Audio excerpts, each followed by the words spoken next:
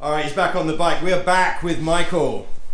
Some of you may have seen his original interview with me where he talked about why he's a motorcyclist, why he loves motorcycling, answered 10 questions. Michael is actually a California motorcycle safety instructor with the CMSP program. Yep. And he and I actually took our training together.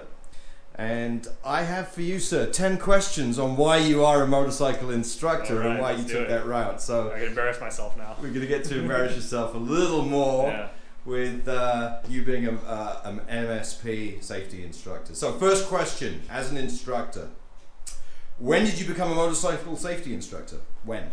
I don't know. When did we become? When did we? Gosh. I think what was it? It was February. February of last year. February 2020. March 1st. Was it March 1st? That's when we graduated. Oh, that's right. We graduated March 1st. So yeah, we just. I think it was like a week before coronavirus. It was, wasn't it? Yeah. What a shit show. Yeah. Question number 2. Why did you want to become a motorcycle safety instructor? Why? That's a really good question. I think my answer has changed over the course of me being an instructor. I really enjoy. I'm obviously I'm extremely passionate about motorcycling, as you can tell from all the crap that I own. But I like helping people that are interested in motorcycling to not only to learn, because learning to ride is one thing, but I like being able to be in a position where I can instill the love of motorcycling, because learning how to actually operate the controls and all that is one thing. Like, you can teach almost everybody to use the clutch, the throttle, the brake, the shifter, all that, but I really love the chance to be able to sit down with people from the very beginning at their formative moments and really instill in them a love for motorcycling and have it bleed into their entire lives, in the way that it did for me, where I was introduced to motorcycling, and from there it just became this all-consuming thing, and I've never been happier. Cool. It's that light bulb moment in your Yeah. student when you see that light go on, and you realize that what you've done has actually helped them potentially with safety and training. And it doesn't hurt that when they take our class, I know that they're going to be safer than if they would have just gone out on their own. So cool. Question number 3: where did you do your motorcycle instructor training? I did it at Camp Pendleton in Oceanside. The Marine base. Yeah, the Marine Corps base. It was fun. Trained by Marines. Trained by Marines on a Marine Corps base, and then we ended up training Marines as our first class. In the pouring rain for a week. In the pouring rain. What a week. Yeah. Question number 4: since becoming an instructor, how often do you teach and where? I usually teach about 3 out of 4 weekends a month, so fairly often. And I teach over at Learn to Ride VC, or used to teach at Learn to Ride VC in Somis. Yeah. Question number 6: what do you dislike most about being an instructor? Insert awkward pause. Yeah, well, it's what do I dislike most? It's a very loaded question. The question is, will your boss be watching this video at some point? But it's not his question. What do you dislike most about being an instructor? Yeah, I think the classes that I have the most trouble with are the ones where I have students that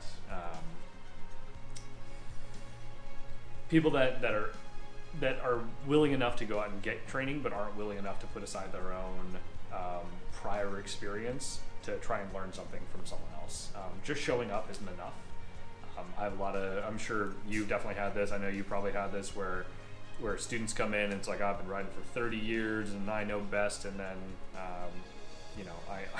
they're just there to get licensed. They're just there to get a license, or I had a guy, funny enough, he showed up, it was one of my last classes, it was about 4 weeks ago. He shows up in Dainese Axial in boots, the same ones that are up there, which are the top of the line race boots from Dainese. He has a killer Arai helmet, he has great gloves, and he's telling me about how fast he rides his Aprilia Tuono, and that's really great, but then he doesn't know how to put on his own helmet. He did not know how to do the D-rings, and wow. And that is not an issue in and of itself. It's more that that student went on to be disruptive and try to I don't know, he just spent the whole weekend bragging about himself, and he really didn't have the skill or the chops or the experience to be able to back that up. And then fortunately, none of the other students really took after that. But you know, when you're forced to deal with a student like that who is seemingly unwilling to learn to the class that they've signed up for and paid a lot of money for, I think that's the hardest part, because I know that if they came in with a better attitude, you know, they could learn skills and get experience that could legitimately save their lives. Right. Question number 7. If you could add or remove something from the California Motorcycle Safety Program, what would it be? How to remove?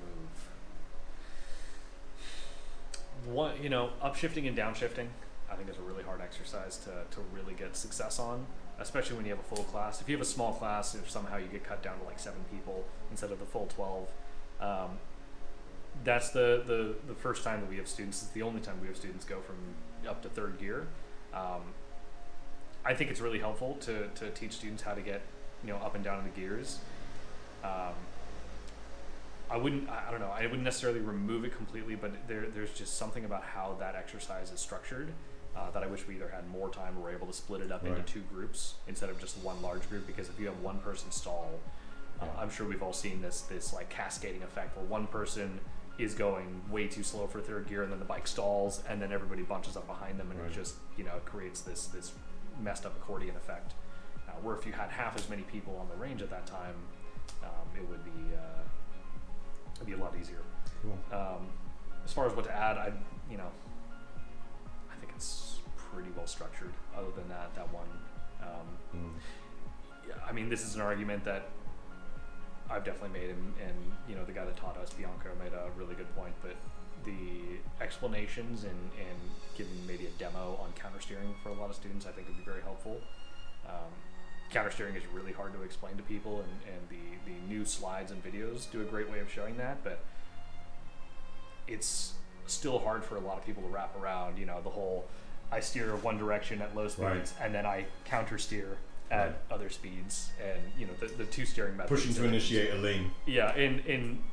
Yeah, exercise 11 is a perfect example of like where the biggest number of accidents are, for very good reason. Right? I spend the entire exercise just kind of clenched up, just like, please don't crash, don't touch the brake, you know. Right. Alrighty, awesome. So next question, question number 8. In your opinion, what is the best motorcycle to train a new student on? The best motorcycle to train a new student on? New or old? Based on your experience with the bikes you have on your range and the different ranges you've worked at? I'm going to give a vague answer, and a purposely vague answer. I think the best bike to train a student on has to meet a couple criteria. It has to be completely mechanically sound, specifically the clutch lever. I've definitely taught with some bikes that have had, you know, either sticky clutches where, you know, you try to do it and it kind of comes down in steps and it's not a smooth motion, or it's too heavy for them, because getting that feel for the friction zone is probably one of the hardest things for a lot of students to really understand, and instilling that from the very, because if they exercise 1 and 2, specifically exercise 2, right, you know, when they're sitting there and they're doing just the rocking back and forth, if they don't really get a feel for where that friction zone is right then and there, they're not going to get it for the rest of the day, or they're going to be on the back foot the whole time. So a properly working clutch, I think, is essential.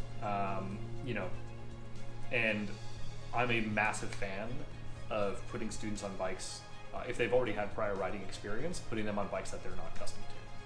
So, you know, we get a lot of guys that ride dirt bikes, and they've ridden dirt bikes for years and years and years, and they want to go get on the, you know, the TW200 or the XT250, and I purposely put them on cruisers like a Yamaha V-Star or one of the older Honda Rebels, because it puts them out of their comfort zone.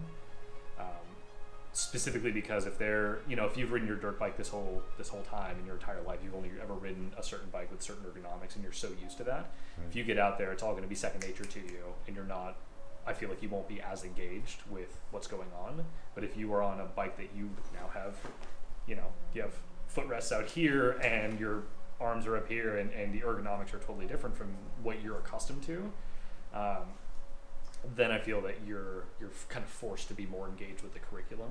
And I've seen, this is anecdotal, of course. If you could do it more scientifically, you'd probably get hopefully it would validate my answer. But my anecdotal experience is that it gives it helps students be more engaged. Cool. You think size and weight of a bike comes into that? Yeah, definitely. As in engine displacement and physical I mean, size of the bike. Max of a 300. Right. I would not recommend. Keep them low powered and lightweight. Yeah, I had some student. He was an absolute lunatic. He had I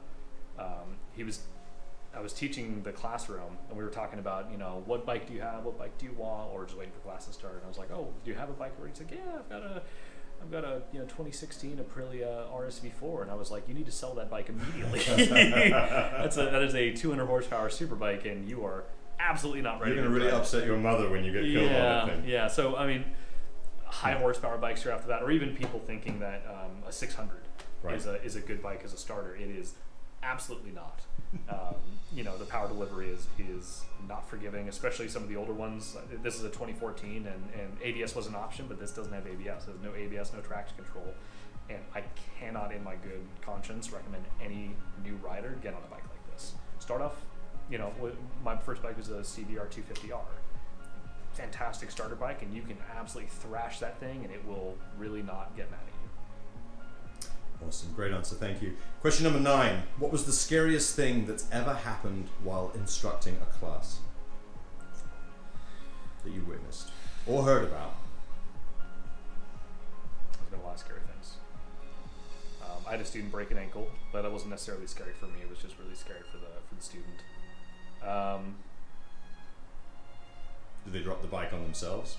Yeah, it was during exercise 11, push into initiated lean, go figure.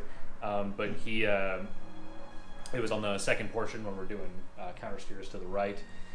He grabbed a fistful shortly after initiating a counter steer and tried to put his leg out to catch the bike, and snapped clean brake. Wasn't that actually? It wasn't.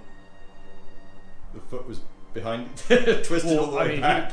I saw the foot twist, and he seemed to think he was okay. And then my co-instructor and I went up to him, and we got him some shade, and we started talking to him. And we're like, you just dropped a really big bike. Like, how do you feel? He's like, I feel great. And we're like, adrenaline. I don't know about that. Yeah. Adrenaline. Yeah. I didn't actually catch on to that straight off the bat that he was in shock. Right. My co-instructor did, which is really fortunate. He's a fantastic guy to work with.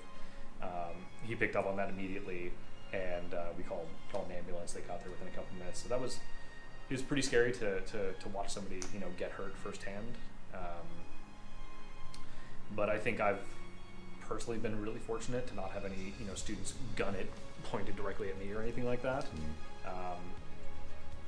There's obviously been the little somebody drops a clutch and kind of wiggles. Actually, you know what? I do remember something. There was a kid in one of our classes. So we were doing a reversal where we had them line up to come down the center of the range, and you come here, stop, all that. And we moved out of the way. This kid is on a TW200, and he somehow whiskey throttle drops the clutch, and the front wheel was at head height, and he was about 7 feet away from me, and I saw the bike coming at me, and I had to jump out of the way. Fortunately, he managed to stop it before it went any further. But if you've seen a TW200, the front tire is this wide. It was pretty scary to see coming at you, so I'd say that. Alright, cool.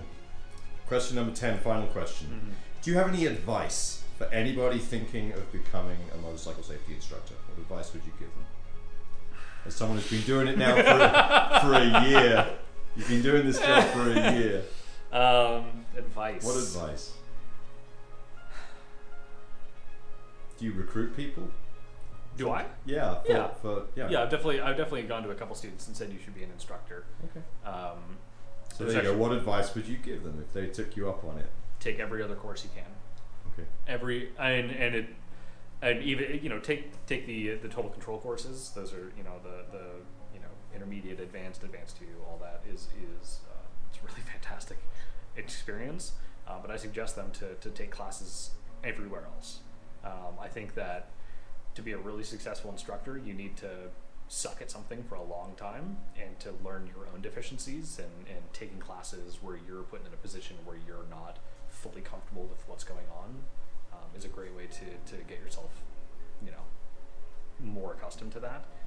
So California Superbike Schools, SoCal Supermoto, Reg Pridgemore has a fantastic racing school. There's mini moto courses, there's adventure courses. I went to one in, I can't remember the name, but it was down south. It was one of the other IT instructors recommended to me. It's a dirt course. If I remember the name, I'll remind you of it.